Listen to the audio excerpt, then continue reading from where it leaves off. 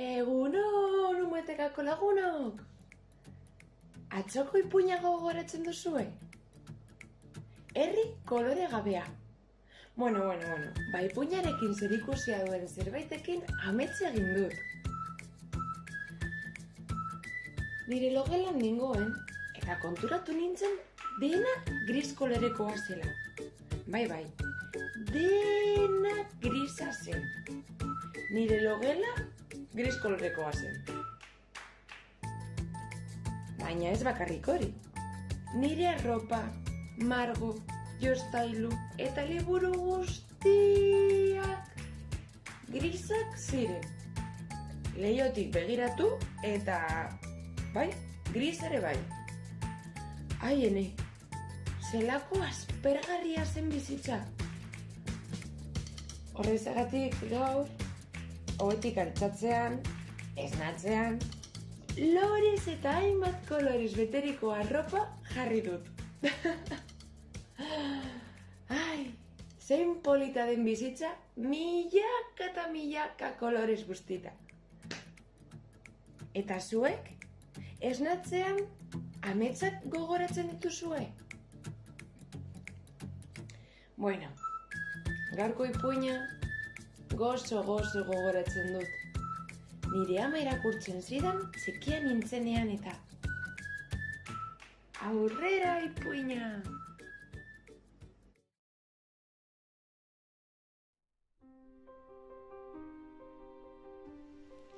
Alaitasuna Hego herrialdean bizi zen. Egunero ibilalditxo bat egitera irteten zen. Eta orduan, bere bidean, loreak erne, zuhaitzak berdetu, eta natura bizi berritu egiten zen. Egun batean, iparraldeko piratak begia neskatzari bota zion. Eta hainbeste gustatu zitzaionez, bere herrialde urrunera eraman zuen berauntzian. Pizkanaka loreak zimeldu, zuhaitzek bere nostoak galdu, eta landak horitu egin ziren. Baina egun batean, soldadu batek Alaitasuna itsasontzi pirata batean ikusi zuela kontatu zien. Iparraldeko piratak bere herrira eraman du. Eta herrialde urrun hartara joateko, inork baliabiderik ez zuenez, paradisuko hegaztiari leku haietan bilatzeko eskatu zioten.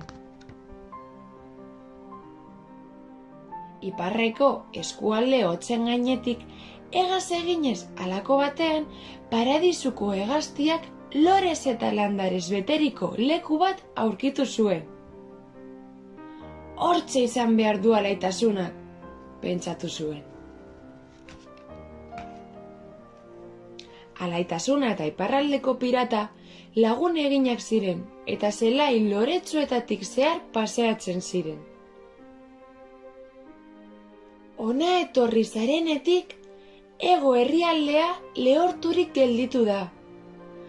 Mesedez, Alaitasuna, itzul zaitez guregana, esan zion paradisuko hegaztiak erreguka. Alaitasunak ez zekien zer egin. Alde batetik bere herrira itzultzeko gogo handia zeukan. Baina aldi berean, ez zuen bere lagun pirata han bakarrik utzi nahi. Eta zergatik ez dugu biok nire herrian gotalditxo bat egiten? Proposatu zion Alaitasuna. Oso ideia ona da hori, erantzun zion gizonak. Orduan, paradisuko hegaztiak biak hegorantz eraman zituen, hegaz. Eta han oso pozik bizi izan ziren guztiak.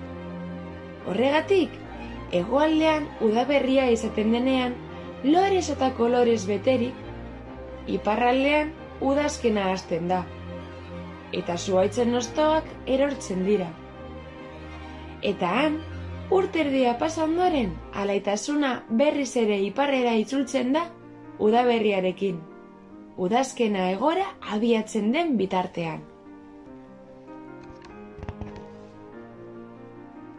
Handik laster, hego herrialdeko bizilagunek alaitasunaren falta sentitu zuten. Guztiak haren bila hasi ziren, eta horrela aritu ziren hainbat eta hainbat egunetan.